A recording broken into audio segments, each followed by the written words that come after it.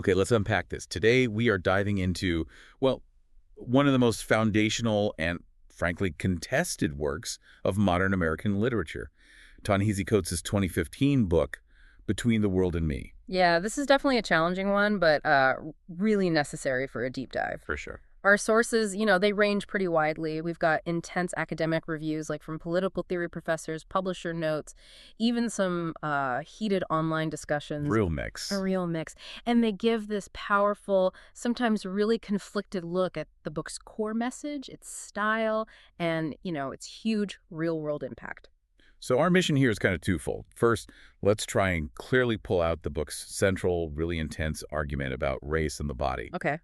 And second, we need to properly examine that big critical debate around it, this idea about a lack of hope, maybe, and how it defines power. And we have to, right at the top, establish just how significant this book is for you, the listener. This isn't some niche commentary. It's a major text. Absolutely. I mean, #1 New York Times bestseller, winner of the 2015 National Book Award for Nonfiction, a Pulitzer Prize finalist. It's got the credentials. And the format itself is so key to its power, too, isn't it? It's structured as this really eloquent, very visceral, sometimes kind of terrifying letter from Coates to his son, Samori, who was a teenager then. Right. That structure means the whole political argument gets filtered through this lens of, like, fatherly urgency. It absolutely grounds the big ideas in something deeply personal. And starting there, the book gets a huge praise just for the writing itself. Oh, yeah. Lyrical, beautiful. Lyrical, beautiful, unflinching, that's how it's always described. It's actually a pretty slim book, like 176 pages. Right. But it's so dense, it feels almost like a manifesto. Okay, so what is that core manifesto? What's the central framework he's offering to understand, American history and our current crisis? Well, it's basically a redefinition of America's foundation. Yeah. The core thesis, and you see this across all the sources, is that America, it built an empire on the idea of race, a falsehood that damages us all but falls most heavily on the bodies of Black women and men. That specific phrase falls most heavily on the bodies. Yeah. That feels like the absolute linchpin of his argument. Yeah. Totally. It sort of pulls the whole conversation away from abstract stuff like prejudice and focuses right on physical danger, material effects. Exactly. He argues that's the core of the damage from the American dream. He talks about how Black bodies were systematically, exploited through slavery and segregation, and how that legacy just continues today, where they're threatened, locked up, and murdered out of all proportion. It's presented as this continuous history of violence against the physical self.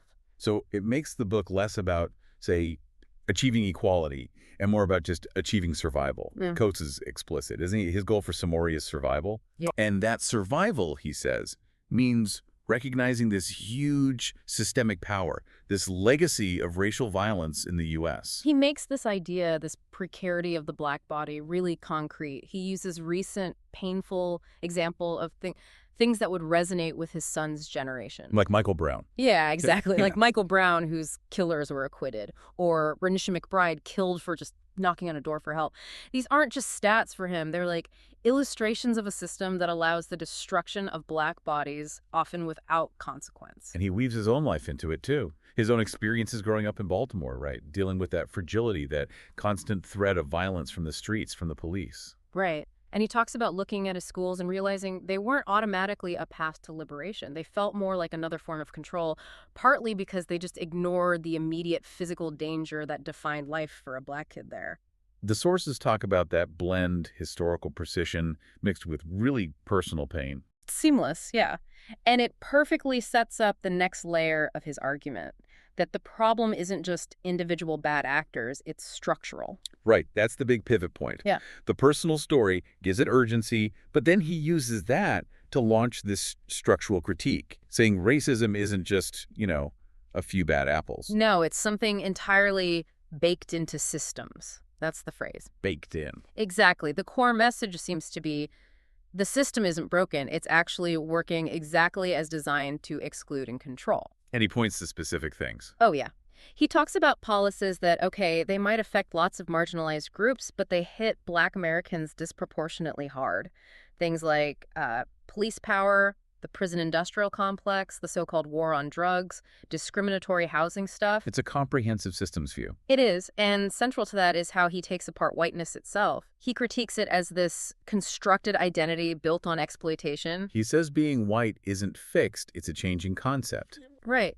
And that argument that whiteness is kind of a political project for gaining power, that seems to be one of the most provocative bits for many readers based on the sources. It really reframes the whole thing, doesn't it? Instead of asking how to get into the house, he's analyzing the structure of the house itself. Exactly.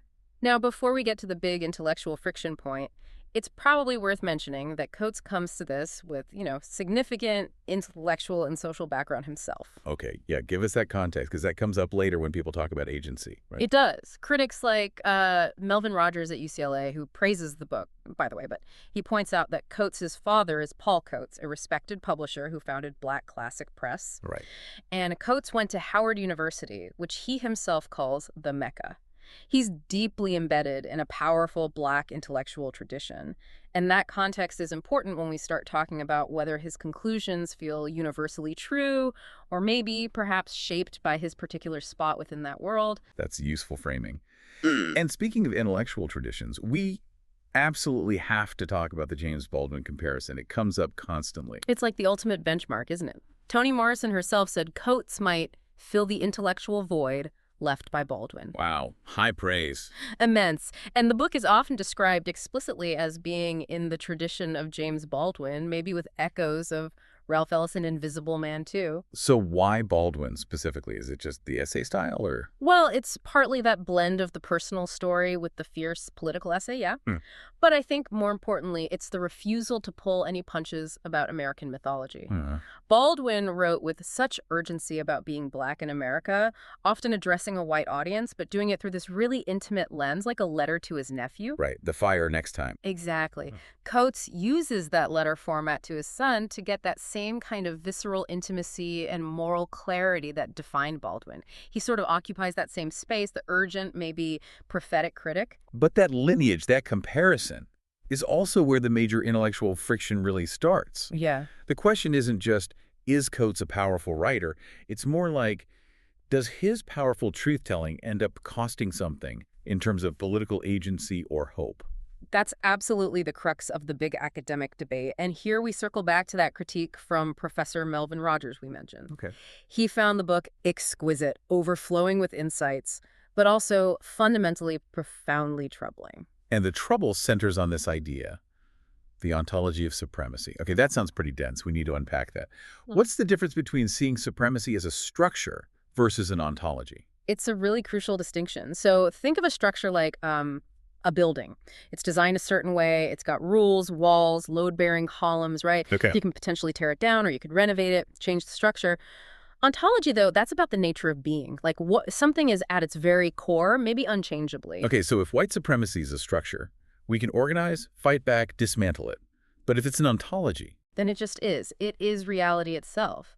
And Rogers argues that Coates presents white supremacy not just as, say, a historical feature or a system we can challenge, but as the fundamental, unchangeable physics of America. It's like the air we breathe. wow. And if racism is just the air and ontological certainty, well, that drastically shrinks the space for agency, for imagination, doesn't it? What's the point of struggling if the basic rules of existence are fixed against you? That's the potentially despairing outcome, yeah. Rogers points out how Coates sometimes talks about human action almost like it's constrained by physical laws. He uses the example of the awful murder of his friend Prince Jones by the police. Right, a really pivotal part of the book. And Coates describes the officer who killed him as a force of nature, the helpless agent of our world's physical laws. Now, if the racist system is a force of nature, like a hurricane or something, Then you can only try to survive it. You can't abolish a hurricane. exactly, you can't abolish it. That's a deeply challenging perspective. I mean, if the world is truly defined by this unchangeable racial power, then why write the book?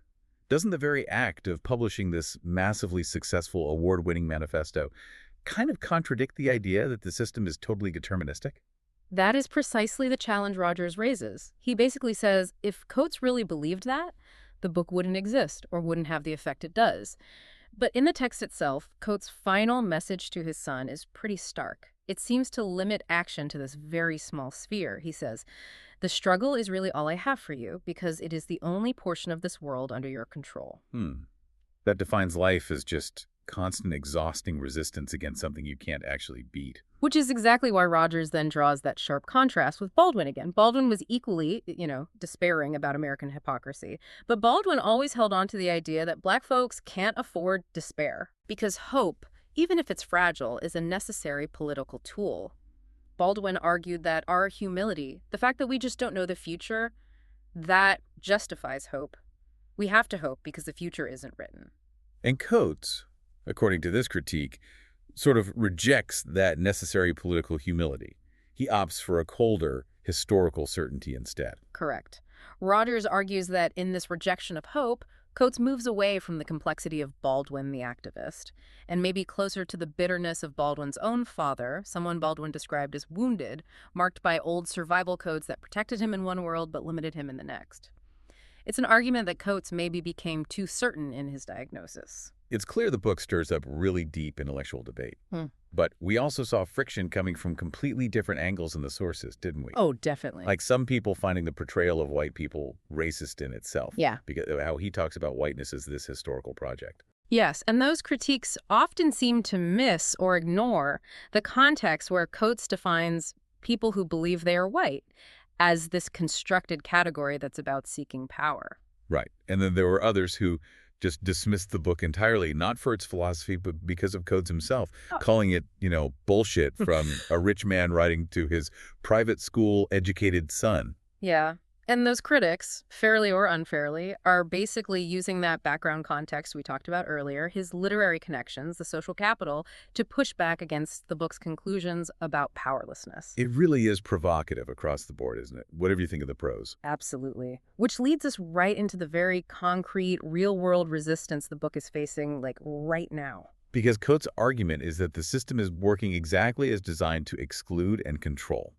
And that presumably applies to attempts at censorship just as much as it does to housing policy. And you see that playing out directly. Coates himself actually went to a school board meeting in South Carolina. He was there to support a teacher who'd been told to stop using his book in a class about racism. Wow, that's such a stark example, the ideas in the book becoming a battleground over the physical book itself. Exactly. And this whole push for removal led PE in America to call the attempt to ban the memoir from a South Carolina AP course outrageous government censorship. So Coates has even reported on his own book being banned. Yeah, he wrote about it. And he connected it directly to this larger national backlash we're seeing against really reckoning with history, against challenging that deeply rooted American mythology. He saw it clearly in places like Columbia, South Carolina, a former capital of the Confederacy. So, okay, let's try and summarize this deep dive. Between the World and Me, it's concise, incredibly powerful, lyrical. It's like a manifesto for survival. Yeah. And it demands we recognize the absolute precarity of the Black body and the systemic, deep-rooted nature of American racism. Right. And its main controversy, it doesn't really negate its truth-telling, but it does question whether its framing of white supremacy as this ontological certainty, like the unchangeable physics of reality, whether that ultimately stifles the potential for needed political hope, for organizational agency. It's that tension between unflinching truth and maybe pragmatic optimism. Precisely. It's definitely not an easy book, and it certainly doesn't offer easy answers. It forces you, the reader, to confront the limits of your own actions, maybe. Which kind of brings us to a final provocative thought for you to mull over. Given the huge success and the widespread acclaim of Between the World and Me, and considering the social and literary support, Coates himself clearly received the kind of support that allowed him to publish this work in the first place, and now allows him to effectively fight its censorship. Does the very existence, the influence, the defended integrity of this book, does that itself serve as a kind of practical, real-world counter-argument to its most despairing conclusions about the limits of agency?